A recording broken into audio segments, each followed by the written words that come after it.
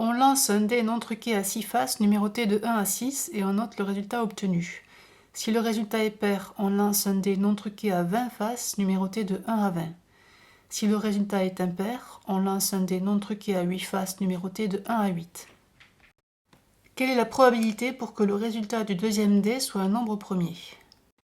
Alors on va utiliser des notations, on va dire que la lettre grand P c'est l'événement, le nombre obtenu est pair. La lettre grand A, c'est le nombre obtenu est un nombre premier. Et on va faire un arbre des probabilités pour modéliser la situation. Donc voici l'arbre qui ne contient pas encore les probabilités, mais déjà on peut voir ce qui se passe. Donc le premier tirage est ici. Donc soit le numéro est pair, soit il est impair. Donc j'ai mis P bar, c'est l'événement contraire de P. Et ensuite on fait un deuxième tirage qui apparaît ici. Donc soit le numéro tiré est un nombre premier, A, soit il n'est pas un nombre premier, A bar. Et pareil ici. Alors maintenant, on va essayer de trouver quelles sont les valeurs de chaque probabilité qu'on va écrire sur les branches ici.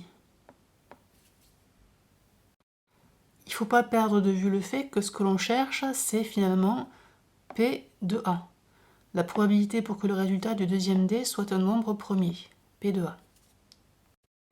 Pour pouvoir déterminer la probabilité d'obtenir un nombre premier avec un dé à 20 faces et ensuite avec un dé à 8 faces, on est obligé de savoir combien il y a de nombres premiers entre 1 et 20. Donc voici la liste. On a 2, 3, 5, 7, 11, 13, 17 et 19.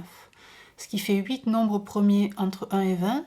Et si je regarde entre 1 et 8, puisque aussi on a un dé à 8 faces, on a 4 nombres premiers entre 1 et 8. Donc maintenant, on va pouvoir faire l'arbre des probabilités avec les valeurs de chaque probabilité. Donc voici l'arbre rempli. Donc maintenant, on va expliquer comment on a fait pour trouver les valeurs. Donc, quelle est la probabilité avec un dé à 6 faces d'obtenir un nombre pair? Il y a 3 nombres pairs sur 6. Donc 3 sur 6, ça fait 1 demi. Et pareil pour les nombres impairs. Il y a 3 nombres impairs sur 6. Donc la probabilité, ça fait 1 demi. Ensuite, quand on a un dé à 20 faces, donc on a 20 possibilités, mais en fait, sur ces 20, il n'y a que, on a dit, 8 nombres premiers. Donc la probabilité d'obtenir un nombre premier avec un dé à 20 faces, elle est de 8 sur 20, ce qui donne en fait 2 cinquièmes. Ensuite, on en déduit la probabilité de A bar, ça sera 3 cinquièmes, le complément de 2 sur 5 pour que la somme fasse 1.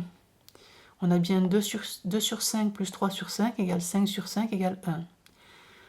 Ensuite ici, lorsqu'on a un dé à 8 faces, donc on a dit la probabilité d'avoir un nombre premier, on a 4 nombres premiers entre 1 et 8, donc ça fait 4 chances sur 8, c'est-à-dire une chance sur 2, et donc aussi une chance sur 2 pour l'événement contraire A bar.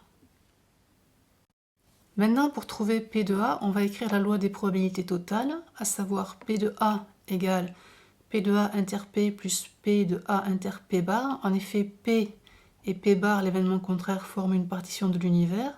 On peut donc appliquer la loi des probabilités totales.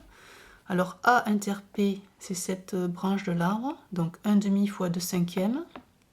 Et A inter P bar, c'est pareil que P bar inter A, c'est cette branche-là, donc 1 demi fois 1 demi. Ce qui nous fait un cinquième plus un quart, c'est-à-dire au final 9 vingtièmes. On peut donc dire que la probabilité que le résultat du deuxième dé soit un nombre premier est égal à 0,45 ou 9 vingtièmes.